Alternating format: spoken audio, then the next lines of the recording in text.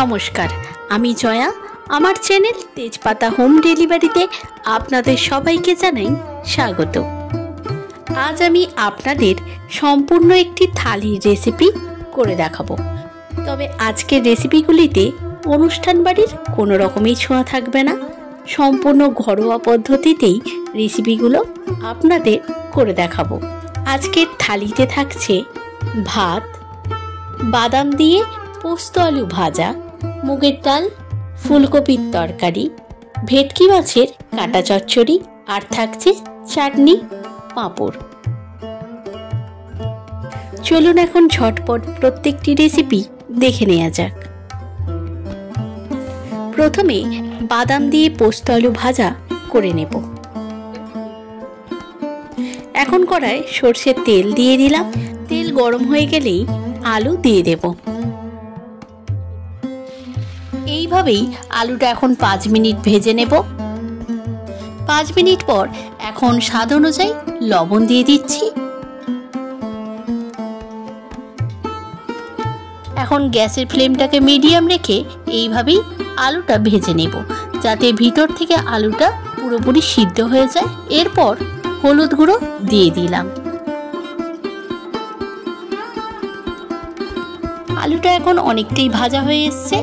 এই সময় বাদামটাও ভেজে নেব। বাদাম যেহেতু ঠান্ডা তেলে ভাজতে হয়, তাই আলুর মাঝে একটু জায়গা করে নিয়ে এই তেলের মধ্যেই বাদামটা দিয়ে ভেজে নিচ্ছি। তবে আপনারা চাইলে আলু ভেজে নেবার পর আলাদা করে বাদাম ভেজে আলুর সাথে মিশিয়ে দিতে পারেন। আলু আর বাদাম দুটোই এখন খুব ভালোভাবে ভাজা হয়ে গেছে। এখন তুলে নেব।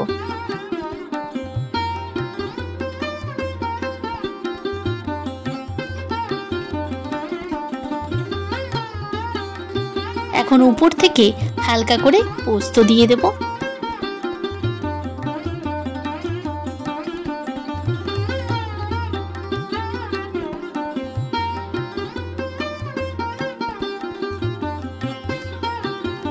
এরপর ফুলকপি আলুর তরকারিটা বানিয়ে নেব।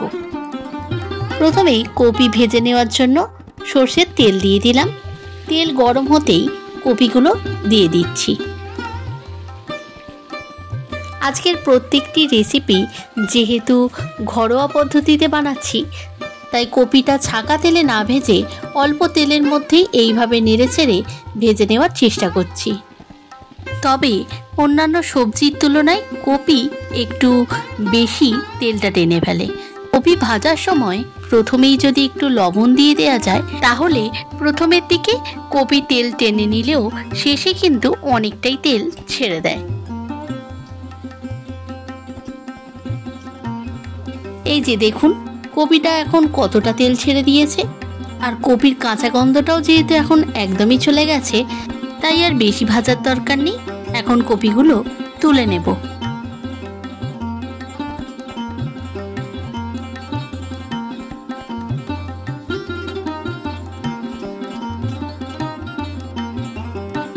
এখন আরেকটু সরষের তেল দিয়ে দেব। এরপর ফোড়ন দিয়ে দিচ্ছি গোটা জিরে, শুকনো লঙ্কা আর কয়েকটি কাঁচা লঙ্কা।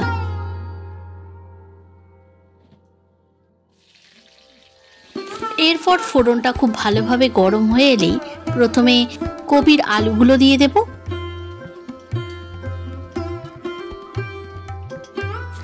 আলুটা এখন 2-3 মিনিট খুব ভালো করে ভেজে নেব। আলু যতক্ষণ ভাজা হচ্ছে ততক্ষণ মিক্সিং জারের মধ্যে টমেটো কুচি, আদা বাটা আর 1 চামচের মতো পোস্ত দিয়ে সবকিছু একসাথে একটা পেস্ট বানিয়ে নেব।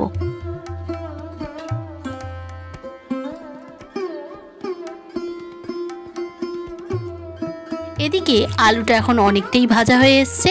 এই সময় স্বাদ অনুযায়ী লবণ আর কয়েকটি ক্যাপসিকাম কুচি দিয়ে দেব।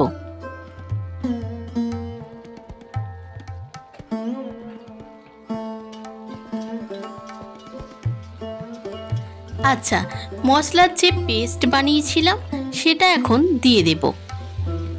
এই বাটা মশলার মধ্যে যেহেতু আদা, টমেটো সবকিছুই ছিল, তাই এর যতক্ষণ না কাঁচা গন্ধটা চলে যাচ্ছে ততক্ষণ ভালো করে এইভাবে কষে নিতে হবে। এরপর পরিমাণ মতো লঙ্কার গুঁড়ো, হলুদ গুঁড়ো দিয়ে আবারও সব কিছু খুব ভালো করে মিশিয়ে নেব।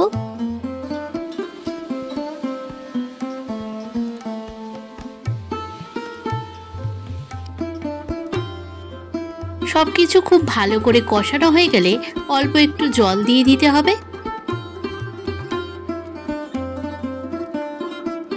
এরপর ভেজে রাখা ফুলকপিটা এখন দিয়ে দেব।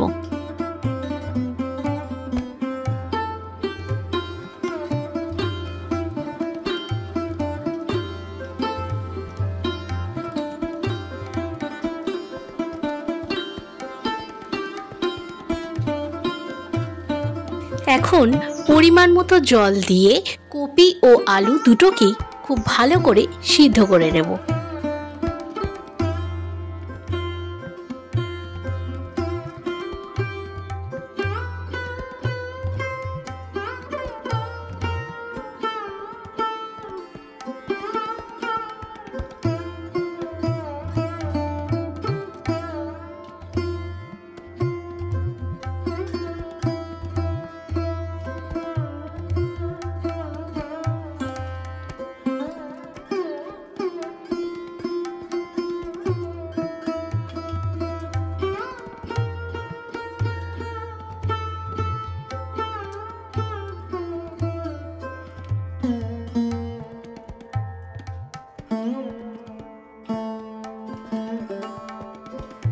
এই জলটা ফুটে ফুটে যখন ঠিক এরকম কমে আসবে তখন ঘি আর গরম মশলা দিয়ে ফুলকপি আলুর তরকারি নামিয়ে ফেলবো।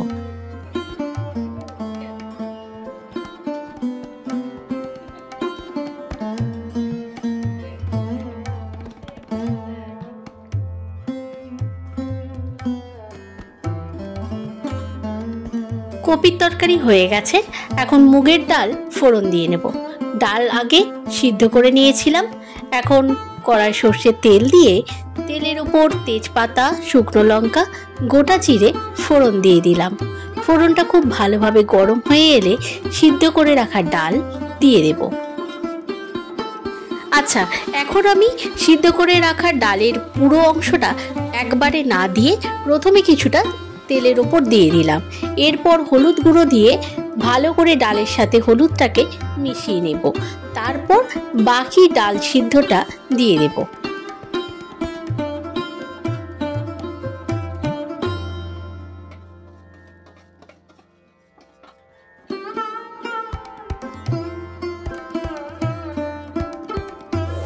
ডালটা খুব ভালো করে মিশিয়ে নিয়েছি। এখন পরিমাণ মতো জল দিয়ে স্বাদ অনুযায়ী লবণ আর চিনি দিয়ে দেব। তারপর ডালটা খুব ভালো করে ফুটিয়ে নিলেই রেডি হয়ে যাবে জিরা মুগ ডাল। এই ডালটা খুব সিম্পল হয়, বানানো খুব সহজ, আর এর টেস্টটা কিন্তু অসাধারণ হয়। প্রতিদিনের ভাতের থালিতে এরকম একটি সাধারণ মুগের ডালের রেসিপি অবশ্যই আপনারা রাখতে পারেন।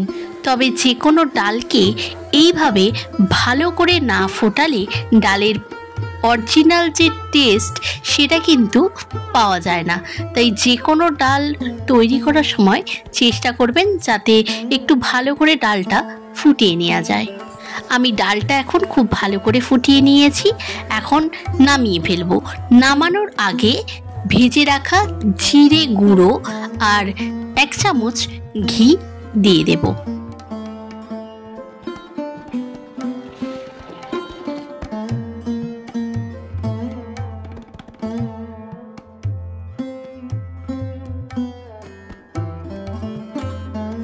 এখন আমি ভেটকি মাছের কাঁটা চচ্চড়ি বানিয়ে নেব। প্রথমে একটি থালার মধ্যে মাছের কাঁটাগুলোকে সাজিয়ে নিলাম।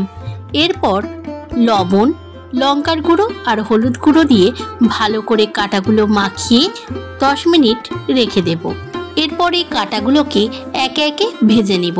তাই কড়াই সর্ষের তেল দিয়ে তেলটা কড়াই খুব ভালো করে লাগিয়ে দিচ্ছি যাতে মাছের কাঁটাগুলো কোনোভাবেই কড়ার গায়ে লেগে না যায়। তারপর কাঁটাগুলোকে উল্টে পাল্টে খুব ভালো করে ভেজে নিয়ে তুলে নেব।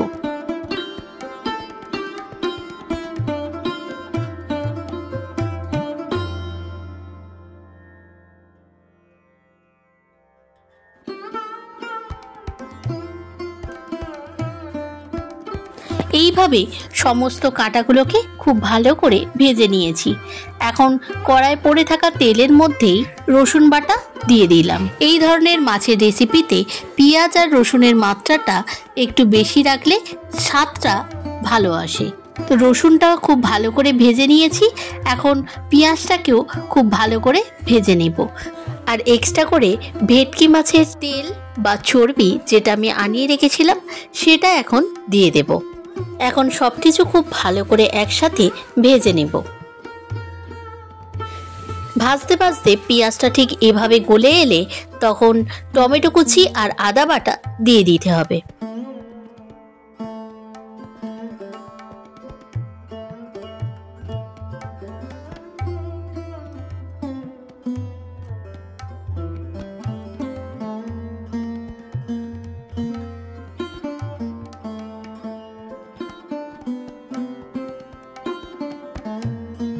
এরপর স্বাদ অনুযায়ী লবণ দিয়ে দেব।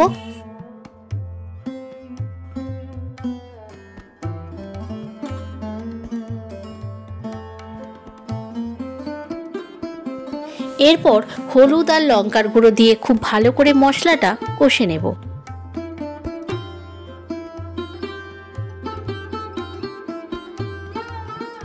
মশলাটা খুব ভালো করে কষে নেওয়ার পর এখন একটু জল দিয়ে রঙের জন্য কাশ্মীরি লঙ্কার গুঁড়ো দিয়ে দেব। আবারও সবকিছু খুব ভালো করে মিশিয়ে নিয়ে এখন পরিমাণ মতো জল দিয়ে গ্রেভিটাকে খুব ভালো করে ফুটিয়ে নেব।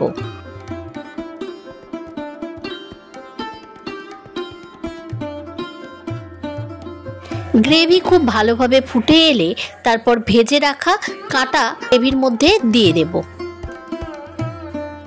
এখন 5 থেকে 7 মিনিট কাঁটা চচ্চড়িটা এইভাবে রান্না করে নিতে হবে।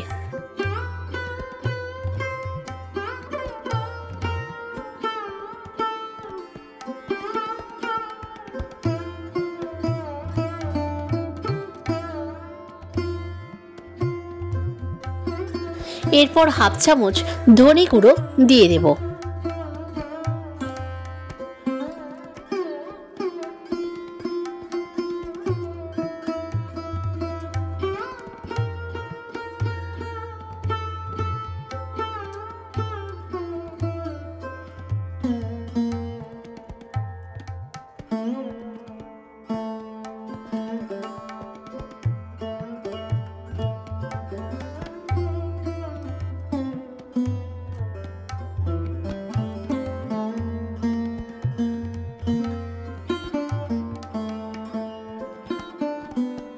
পাঁচ মিনিট খুব ভালো করে ফুটিয়ে নিয়েছি।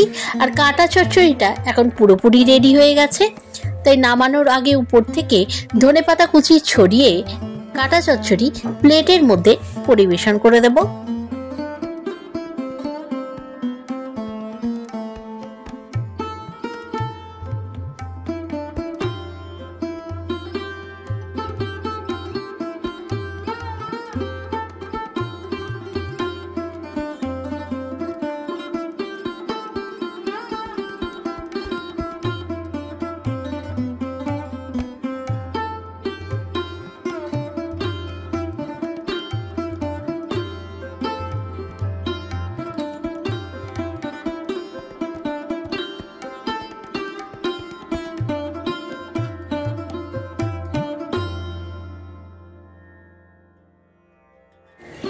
আজকের ভিডিওটা ছিল এতটুকুই। পরের দিন আবার নতুন কোনো রেসিপির সাথে নতুন কোনো ভিডিও নিয়ে চলে আসব আমার চ্যানেল তেজপাতা হোম ডেলিভারিতে। আপনারা সুস্থ থাকবেন, ভালো থাকবেন। ভিডিওটা আপনাদের কেমন লাগলো অবশ্যই কমেন্ট করে জানাতে কিন্তু ভুলবেন না। আজ এটুকুই, ধন্যবাদ।